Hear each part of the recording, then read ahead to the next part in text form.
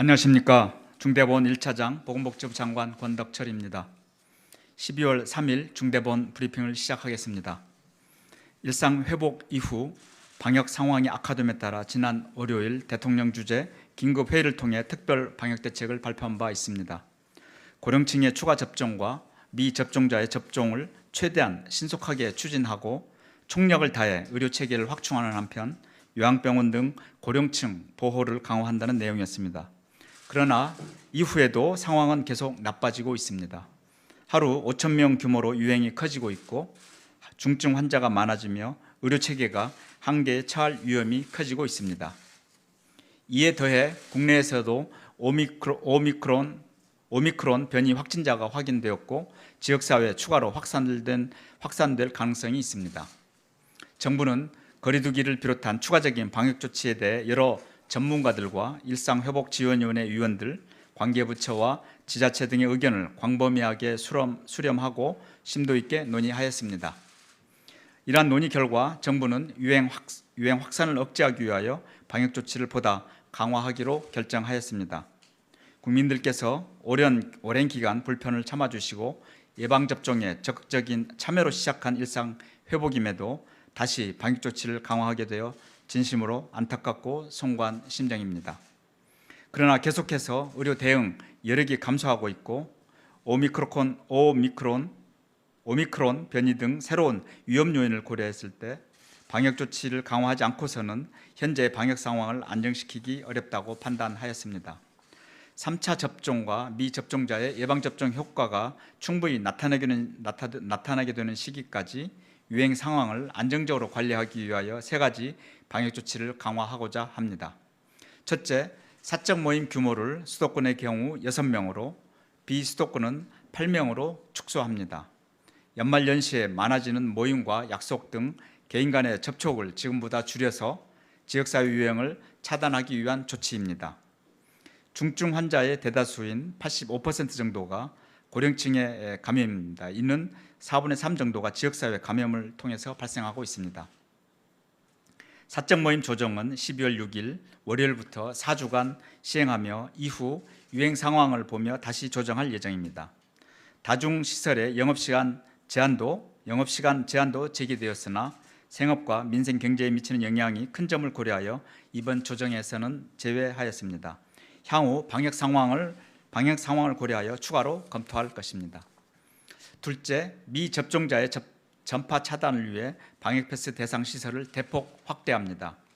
중증 환자와 사망자의 절반이 미접종자이기에 미접종자를 보호하고 중환자와 사망자를 줄이기 위하여 방역패스를 확대합니다.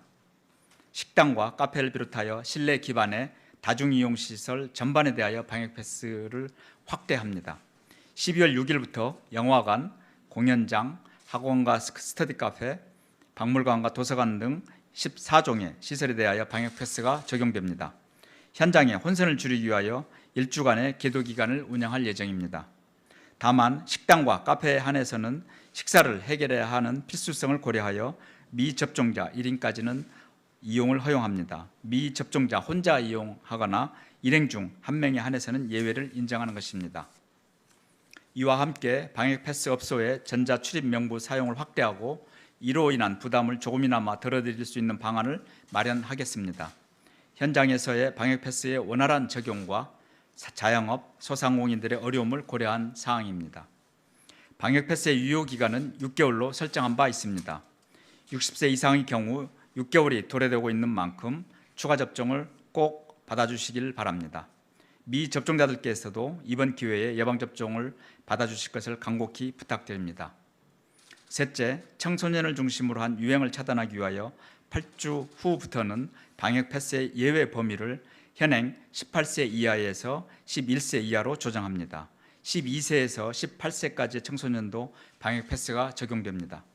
18세 이하의 확진자는 현재 20% 내외 비중을 차지하고 있고 최근 4주간의 발생은 성인보다 더 높습니다. 청소년의 감염 확산을 차단하고 대면 수업 등 학교를 정상적으로 운영하기 위하여 방역 패스의 확대와 예방 접종률 제고가 필요한 시점입니다. 다만 청소년들이 예방 접종을 받을 수 있는 충분한 시간을 부여하기 위하여 8주 후인 2월 1일부터 방역 패스 적용을 시행합니다. 아직 접종을 받지 않는 청소년의 경우 적극적인 예방접종 참여를 부탁드립니다.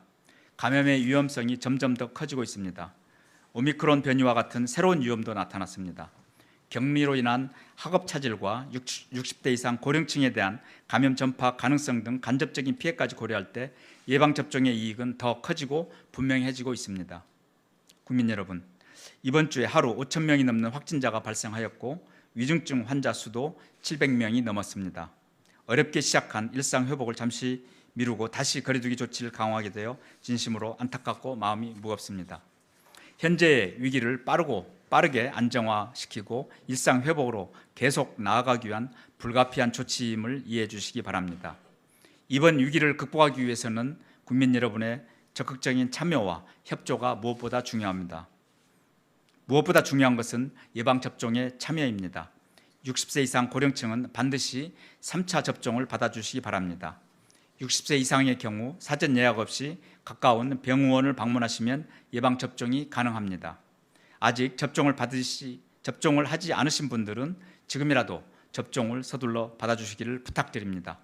본인의 생명과 우리 사회 모두의 안전을 위하여 그리고 일상 회복을 더 나아가기 위하여 예방접종의 참여가 무엇보다 중요합니다. 수도권의 경우 모임과 약속을 최대한 자제해 주시길 바랍니다. 감염의 위험이 커지고 있고 그에 따른 주의가 더 요구되고 있습니다. 특히 고령층 부모를 둔 가족의 경우 실내에서의 사람 간의 만남을 조심해야 합니다. 기업과 경영계에도 부탁드립니다. 공공부문은 회식과 출장을 자제하고 재택근무를 적극적으로 활용하기로 하였습니다.